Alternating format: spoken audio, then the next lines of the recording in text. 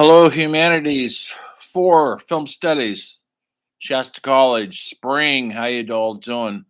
You're gonna have to give me a list to grade all those essays. Number one on the kid. Have patience. I'll comment if it's really good. I don't make much comments because it's good. If it needs some help, I will make the comments. And so please look at the comments and use next time. I will assign another essay later on this week. Not yet. Um, don't worry about that. Actually, I'm going to assign an essay. Might as well start watching the movies right now. I'm going to let you choose. I'll post this on Canvas so you'll see it. So if you don't see this, you'll see it on Canvas in assignments. But I'll probably post it tomorrow or the next day because I don't want to get so far behind in my grading. Um, I don't want to stress you guys out either. So I'm going to give you the choice this time. I'm going to give you three movies to watch. You don't have to watch them all. Just watch one that you choose and write your essay about that. These are all movies I talked about last week from the 1930s. I'm trying to do each week we do an essay from a decade of film history. So this week is the 30s, even though I spoke about the 30s last week, but we're going to sign the 30s movies this week. So It Happened One Night by Frank Capra. You go write an essay about that. So find it, watch it. I'll post all this. Canopy possibly has it. YouTube has it. You might have to pay a price. You might have a streaming service like Criterion that has that on there. My apologies always for if it costs you money because we used to show this stuff in class, but we're not in the class anymore. So It Happened One Night by Frank Capra. I will post this. You don't have to remember what I'm saying. Um, Stagecoach by John Ford. It's a Western. And Frankenstein and by Whaley. Trying to find each genre that was popular during the Depression. And why were they popular? That might be on a quiz, so you'll have to know that. Why were these movies popular during the Depression?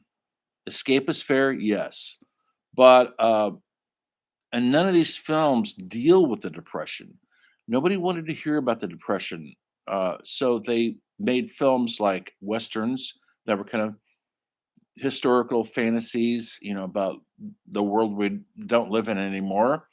And that Stagecoach made John Wayne a star, by the way. If you like John Wayne, if you don't, sorry, but That's the movie that started all for him. 1939. These films all came out different areas of the 30s. The Frankenstein was about 33 or four, and maybe even later. I have to think. It Happened One Night was about 34. It won the Academy Award.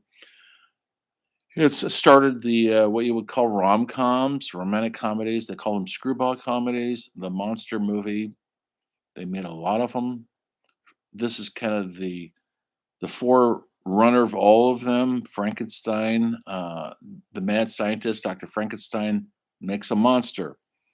The sequel, actually, The Bride of Frankenstein, is actually, I believe, a superior film, but you need to start with the original. So those are the three films. Pick one, watch it, take notes. I will talk more about it on the next lecture, and it will really help if you have that little book, How to Write for Movies, how to break down scenes, what makes a movie work, what makes it matter. Once again, I'll talk about this more in detail, but I'm not asking your opinion if it's good or bad.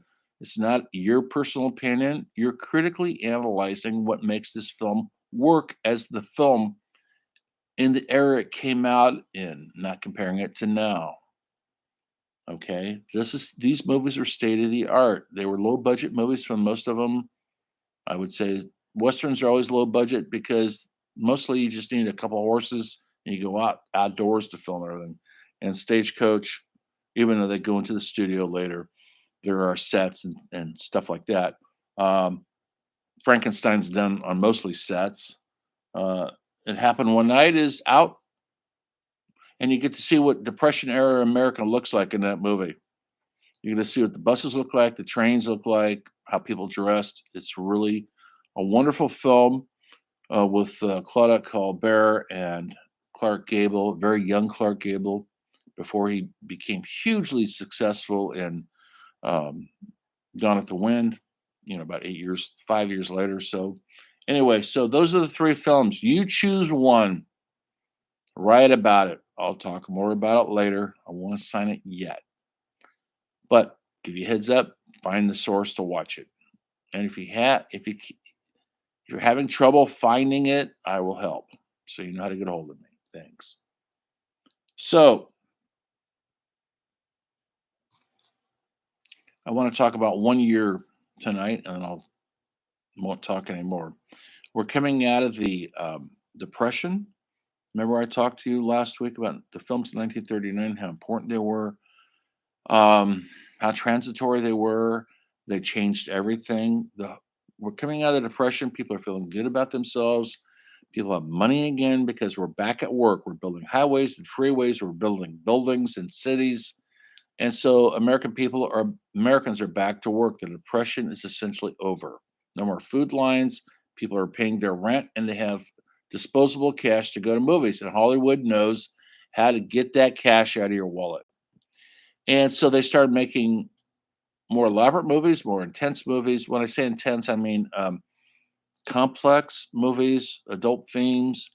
All these movies I'm assigning tonight are very rather complex and adult. Um, and when I say adult, I'm not talking about these are grown-ups, folks. They're not. Frankenstein's monster is not a child by any means. Anyway, nor is John Wayne a child in this thing.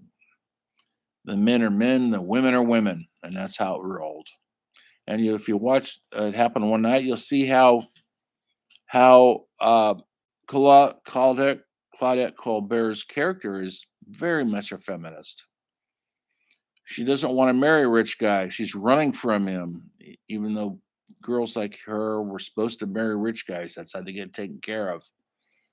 She's like the early version of Paris Hilton or the Kardashians, but she wants something more. And so that's why she's running away. So, good theme there. We'll break it down again when I do another lecture on Wednesday. What to look for, how to break it down. Pay attention to the movie, though. Just don't watch it on your cell phone and not take notes. Pay attention. Thank you. So, today I want to talk about one film and then I'll shut up. 1941, 25-year-old director by the name of Orson Welles made a film that changed everything. I'm not exaggerating, folks. Research it, look it up. You'll be writing a paper about it next week. Um, Citizen Kane was a film that came out in a time between the Depression ending and World War II starting, 1941. What happened in 1941, folks? Remember what I talk about in this class is what's going on in the culture that influences films. What How do these films influence the culture? And when I say they influence the culture, I'm not talking about the styles of dress or haircuts or that sort of superficial thing. I'm talking about they influence how we behave, how we think, how we look at the world. That's how influential these films were. That's what I mean by how did Hollywood films influence the culture?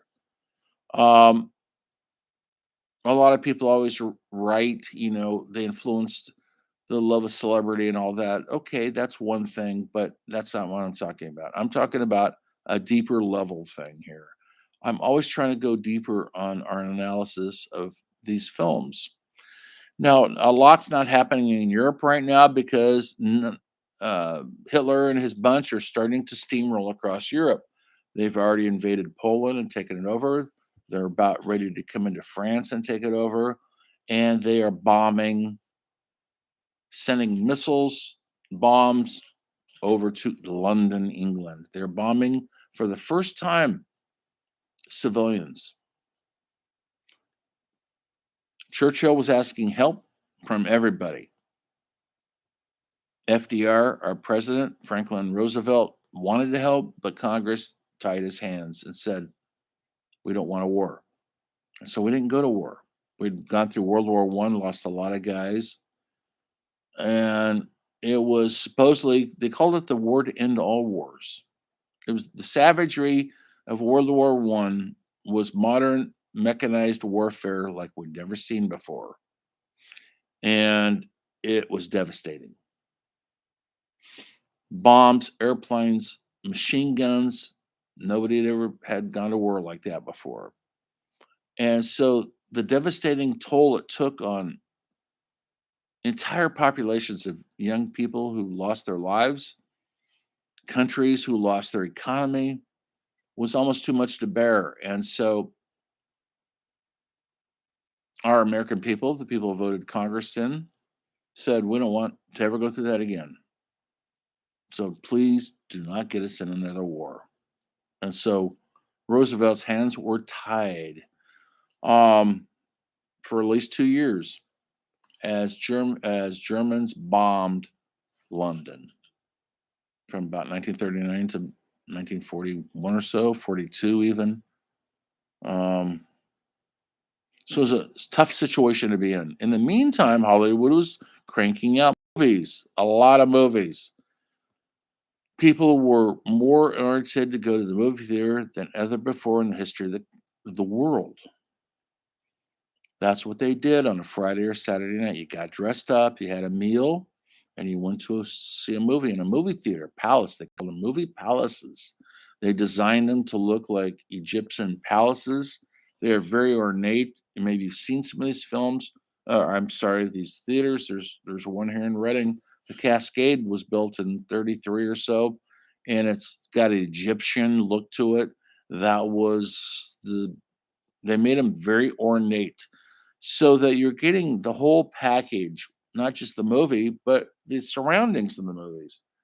And so you're sitting in a movie, dark theater with strangers you don't know, and and you're eating popcorn and hot dogs and soft drinks. Um, it's a it's a it's a big night out. It's a family night out. It's what you did on dates. It's how you make people go to a movie. It was a ritual that, in this era, was firmly established in our American psyche. Here comes this little upstart theater actor, theater director, Orson Welles, 25 years old, who had had success directing plays on Broadway, directing plays in Europe. He was kind of a child wonderkin who was acting in Shakespearean plays when he was 12. His history is as fascinating as anybody's history in the history of the world. Who acts in Shakespeare in Ireland when you're 12? I mean, it's not, and he was an American, folks, born in this country. Um, he had directed some very successful Broadway plays. He did a all African American version of oh, I'm going to forget now. I think it was Macbeth. That was hugely successful on Broadway in New York City in about 1937 or so. And he was getting money from the government that was paying for the arts. Roosevelt wanted everybody to go back to work. And so he just didn't give money to construction firms to build bridges. He gave money to the arts. Nobody had ever done that before. And it got a lot of arts up on their feet, theater arts, symphonies, operas. And Orson Welles was a beneficiary of some of that, those grants. In about 1939, he did a radio show. He had a very popular radio program. He had a great voice. He sounded a lot older than his years. And he did H.G. Wells's War of the Worlds. Maybe you've read the book, maybe you've seen the movie. The Tom Cruise movie is not good, folks. Watch the original.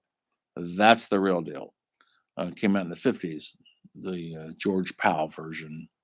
The Tom Cruise version is kind of hokey, in my opinion. Just not my opinion, folks. Look, read the reviews. Anyway, he did the War of the Worlds on Halloween on the radio. Radio was the popular medium of the time. There was no television in these days. And you either went to movie theaters or you went to nightclubs to see music or theater to see a play. If you're lucky to have a theater near your town, if you're living in a small town in Kansas, it's not that there's not a lot of theaters. And so he did a radio show. Everybody had a radio.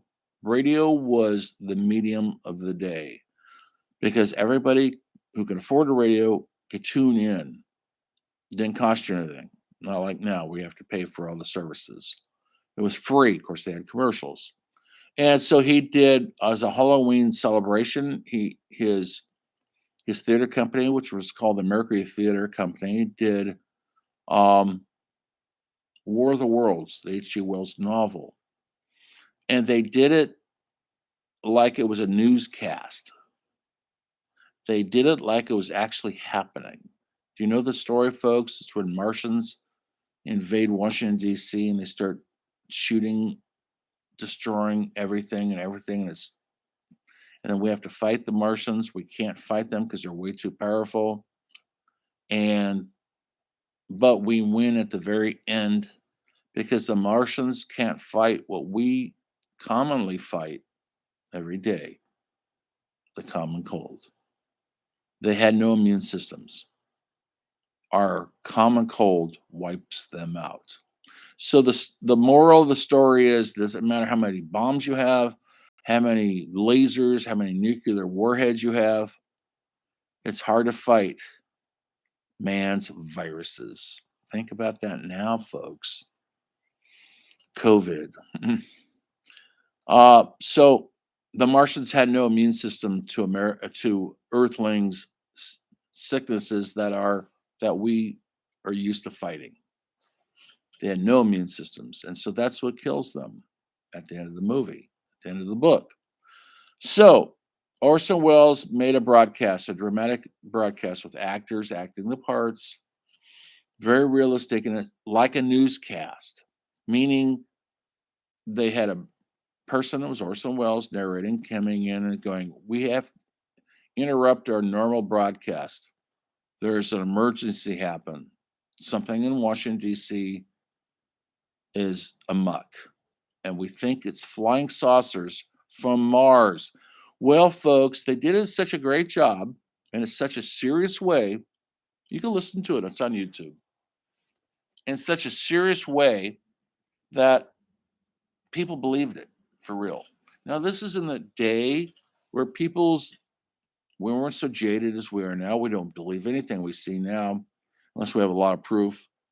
But in 1938 or so, when this came out, people were not as jaded and as we are now, and they actually trusted the radio. They think it's telling the truth. Well, so many people thought it was telling the truth that they actually thought, and it's hard to believe, folks, that the Martians had landed in Washington, D.C. Um, they believed it so much that a lot of people packed up their cars and drove out of the cities up to the mountains to escape the Martians.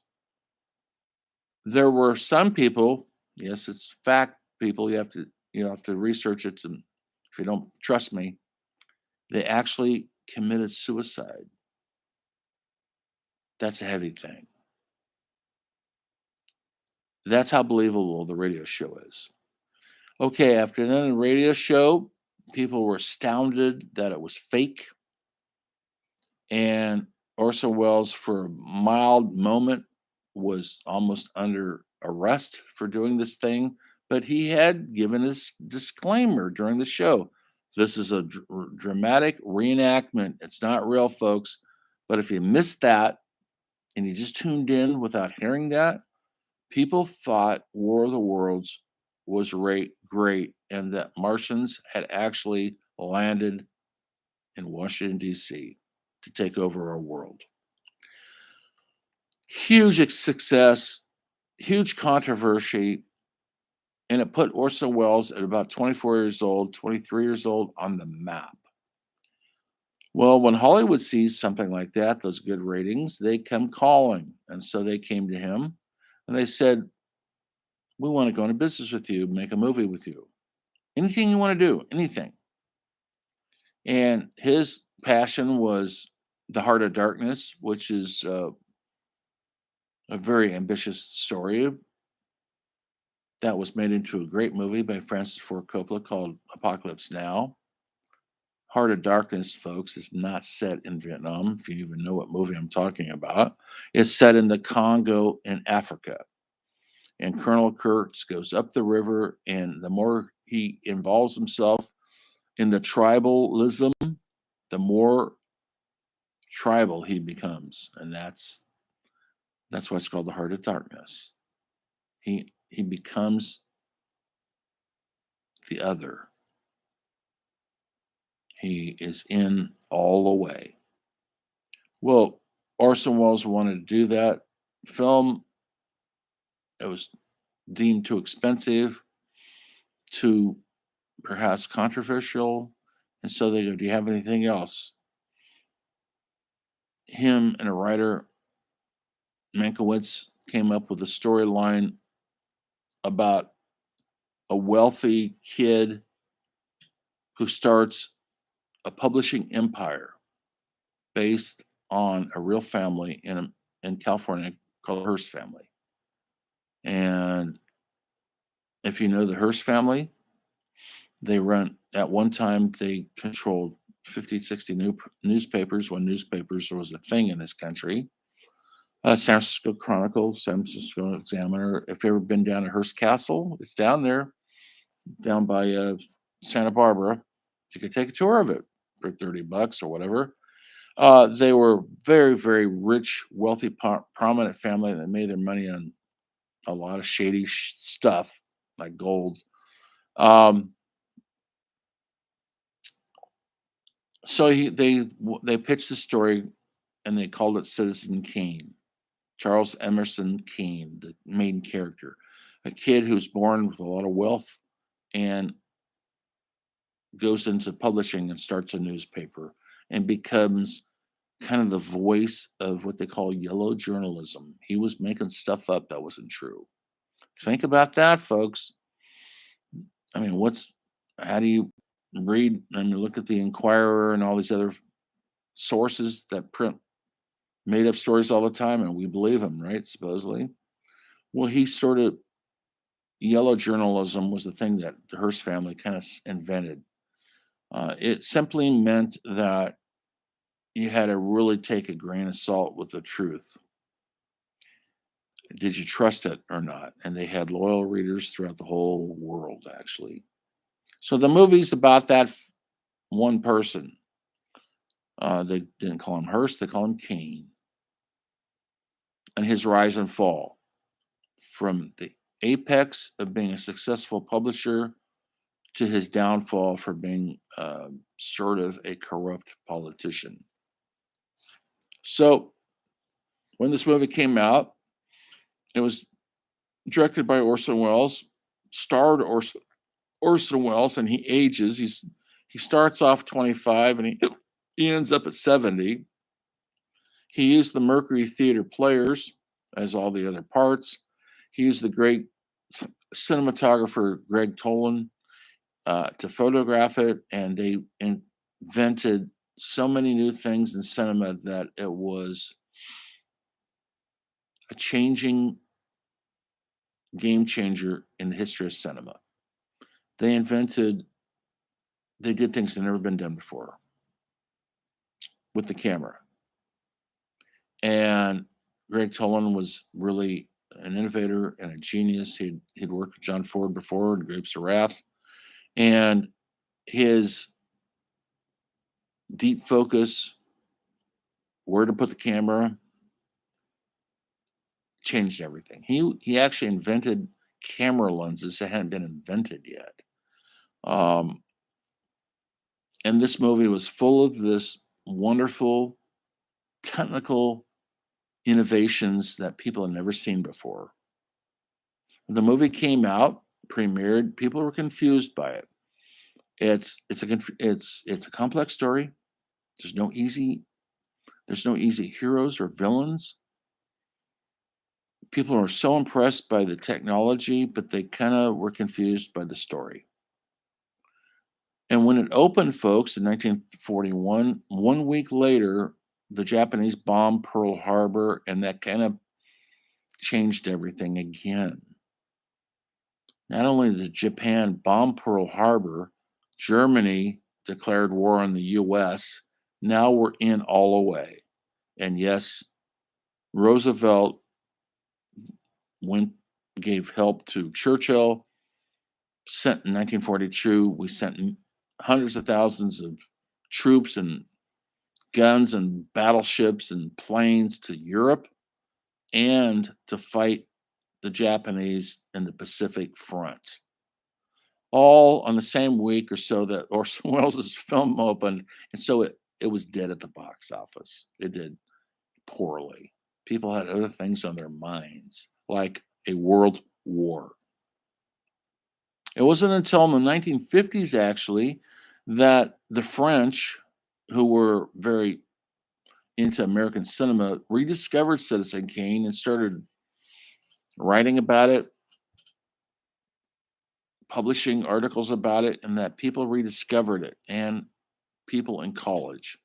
Film schools in the 50s started to actually be a thing, and they were studying that film. And then it became known as the masterpiece it is. It did win an Academy Award in 1942 for Best Screenplay. Orson split the award with Mankiewicz. And there's always been a controversy on who wrote the script. Um, Orson said he wrote it. Mankiewicz said it's his responsibility. Well, the truth of it is, because I've seen all the documentaries, I've read all the books, Mankiewicz did a lot of the heavy lifting. Yes, he did. And he got the Academy Award for it, folks. Orson came in and revitalized it and revised it and made it more palatable to the country, to the audience. They both needed each other. Now it's considered possibly the greatest film ever made, up there with Vertigo and a few other movies. And the rest is history. Next week, I'll probably have you guys watch that movie. That's going to be your next essay. Get ready for it. But in the meantime, essay two, look at those films I told you about. I'll put this on announcements and Canvas. I'll start grading your papers tomorrow because I got to deal with my real life tonight. So please have patience. Enjoy the spring-like weather. And I'll see you next time where the story of film continues.